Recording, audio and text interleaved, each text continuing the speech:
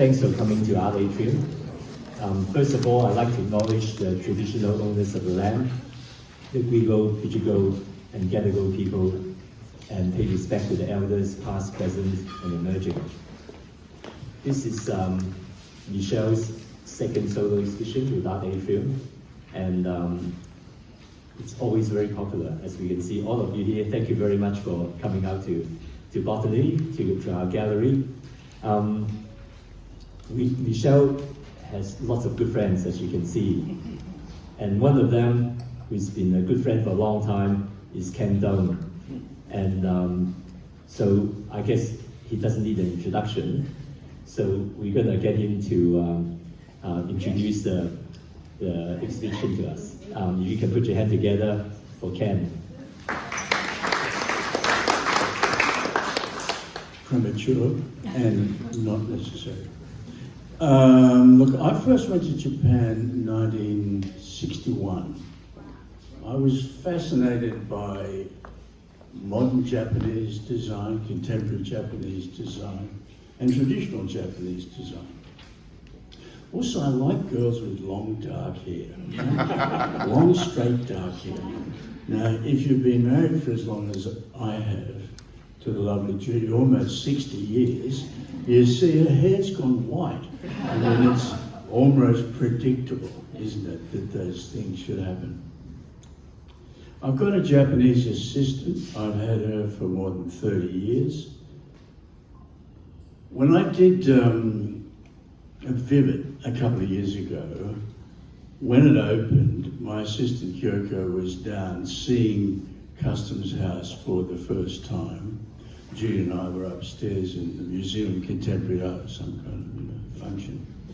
But she sent me a text the minute the first showing had been on.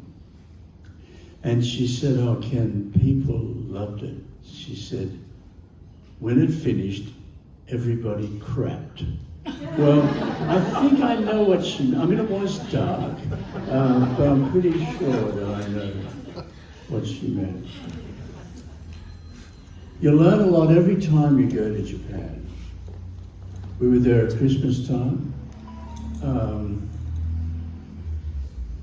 We were in a Moto Center. It's a kind of fashionable street. I saw a crowd of people, this many, all looking in the window. And I saw that what they were watching, there's a very famous older Japanese artist called Kusama. I can't think of her first name, doesn't matter.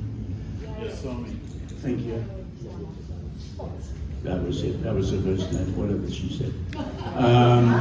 Anyway, this lady is very famous for dots. Fucking dots everywhere. Dots on pumpkins, dots here, dots there. She is the bloody dot queen of the world.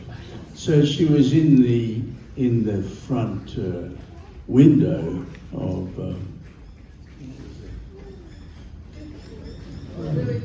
Louis Vuitton. And so she's painting dots on the window. Dots, dots, dots. And look, over the years I became quite well known in Japan because of various things that I've done. So she was dotting away, and then she looked at me and smiled, and I thought, oh, that's really nice that she should have some memory of the exhibitions that I've had there. And I watched her further, more dots, more dots. Then I realized, no, there was something wrong. It wasn't a human being, it was a robot. It was a robot. So believable that you found it hard to tell that it wasn't a human being. That's got very little to do with Michelle's work, hasn't it? It's just a couple of... She's not a robot, right? Yeah. No, she is not a robot. And that I think is the answer, that you can find fantastic things every time you go to Japan. So, isn't it? But it's the mark of the artist that's the most important thing, the sensitivity of the work. And that's, I think, what you found here. Especially these work here, very, very interesting. That the bottom piece is done while she's walking, while she's out there, and then she'll bring it back to develop into the bigger pictures themselves. But very confident way of putting it down, which doesn't always happen. I spent the morning in the studio painting over 3 paintings that were in fact a load of crap. And you've got to do that sometimes to absolutely move on. But I think there's some wonderful pictures here. We bought it 2 or 3. We don't need any pictures. We've got plenty. But we found some of them absolutely irresistible, which I hope that you might as well. Great pleasure to see Michelle's work. We share a similar environment. We often look at the beach in the same way, see the same things. But if you wake up and you live in Sydney, or if you wake up and live in Australia, you're already extremely blessed. So I think it's a really interesting show. I think it just shows the progression that Michelle's doing. And I'm sure, look carefully at these works. Don't rush past them. They need to be looked at and appreciated and understood. Thank you. Thank you, Ken.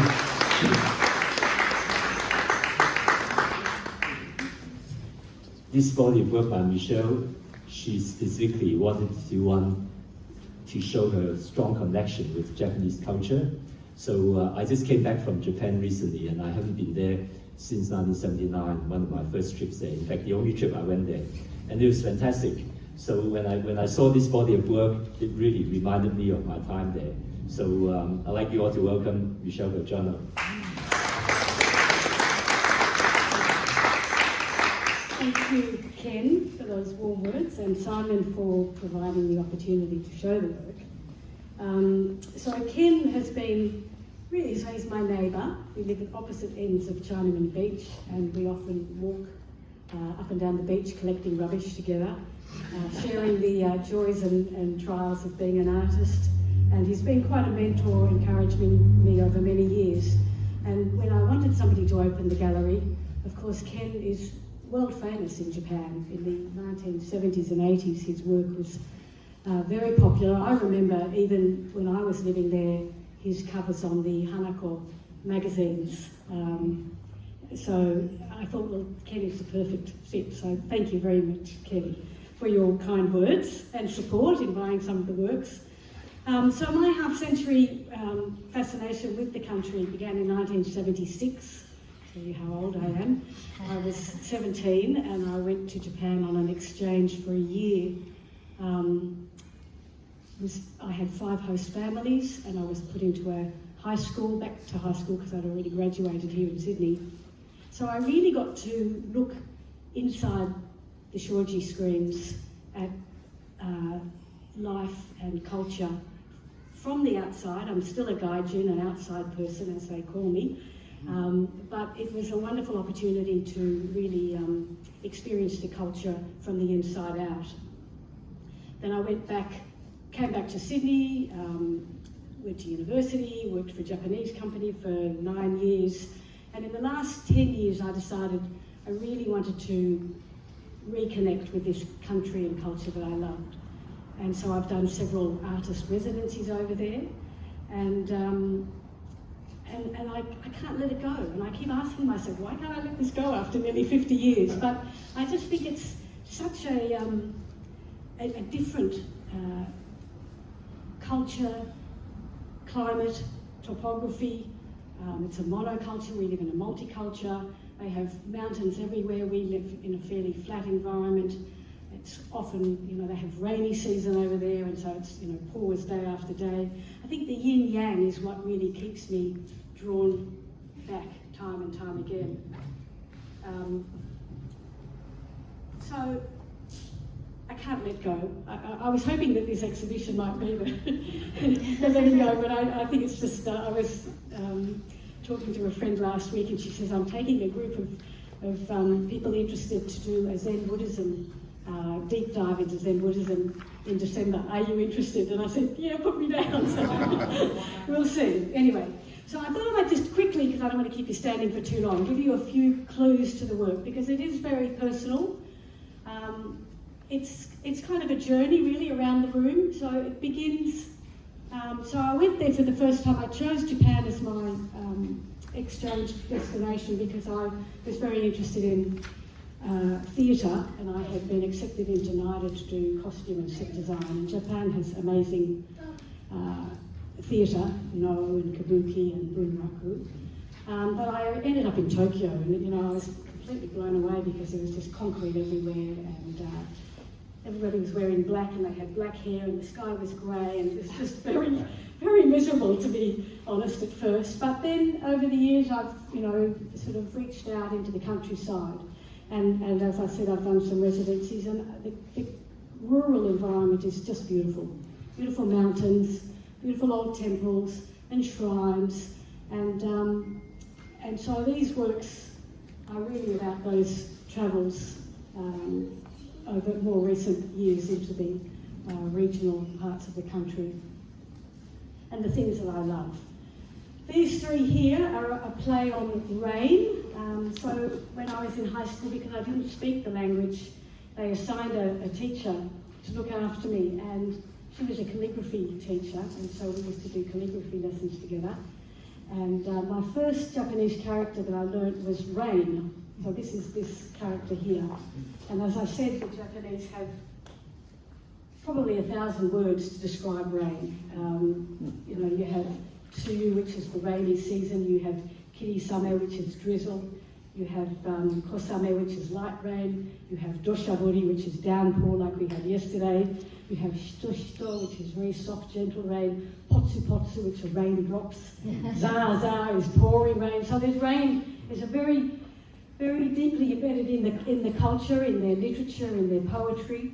And of course, there's water everywhere, and everything's green because they do have so much rain. So that's what these three works are. The character, and then elements that obviously have relationship to rain. That's another walk in the forest, and then we move on to these 9 works, which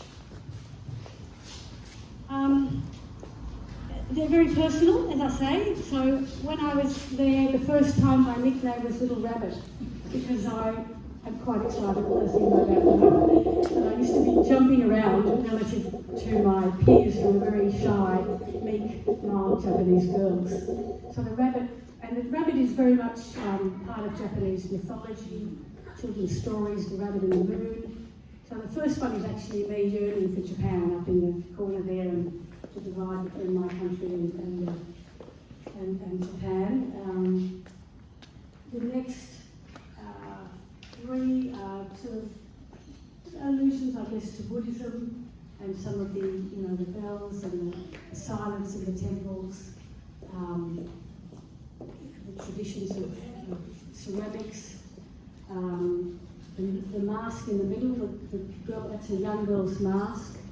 I'm now an old girl, so they have very different masks for old women, but it's also a bit of a metaphor, and the one at the end as well, about the changing role of women in Japan today, the opportunity for them to speak and express themselves and live their lives a little bit more freely.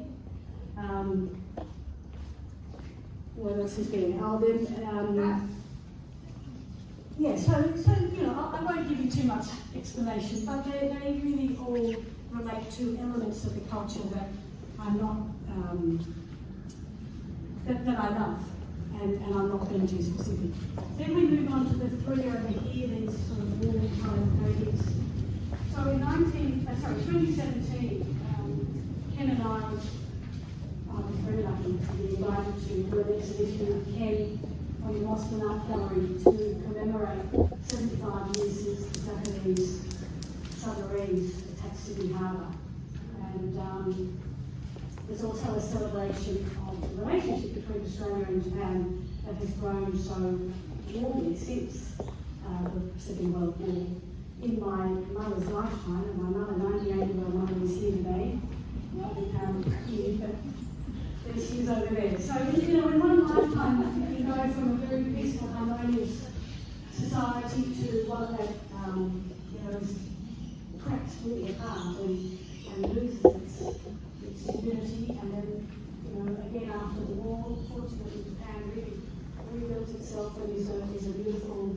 Taiwanese culture there today. So again, these were, a metaphoric expression of those ideas.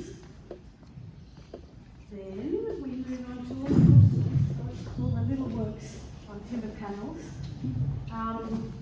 So they are all Japanese washi paper, which is a handmade painting often from mulberry tree bark. And I've wrapped the timber panels. Washi is, for me, it's very much, it's got the aesthetic of Japan. It's very soft. It's got a nice materiality to it. It doesn't last forever.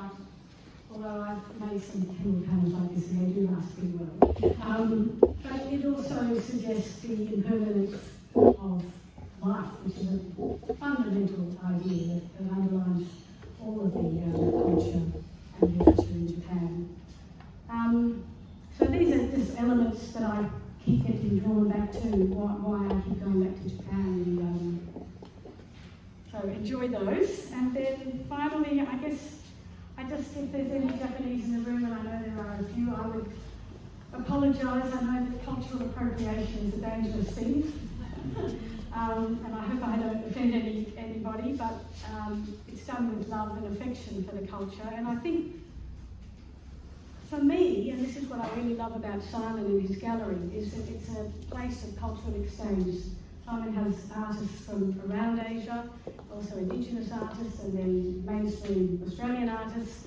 And I think that by looking deeply into each other's cultural practices, what we value, the visual elements, we can learn about each other's cultures and I guess enrich our perception of the world. So I hope that this very personal exhibition of works might tickle your curiosity. I hope that some of the works end up going home with you. I don't put them in my studio for forever and ever. And thank you for coming, I guess. And I will just refer to one conversation I had with Ken many years ago on the beach. And this work won't change the world, and I'm very aware of that. It's not political, it's more an act of devotion, really. But I remember Ken saying that there's so much misery in the world, and it comes into our lounge rooms every night, or through the media, print media, or whatever. And why don't we celebrate the beauty and the things that we love, rather than always emphasise the negative? And so I think this exhibition is very much a response to Ken's suggestion back then. So thank you. And Thank you. The words is going to change the world, but I really feel that it makes you contemplate about the world, to contemplate about the land, and that's good enough to change the world. Yeah. Thanks very much. So if anyone wants to get the same vision as Michelle about the Japanese culture, you should come and see me. Thank you.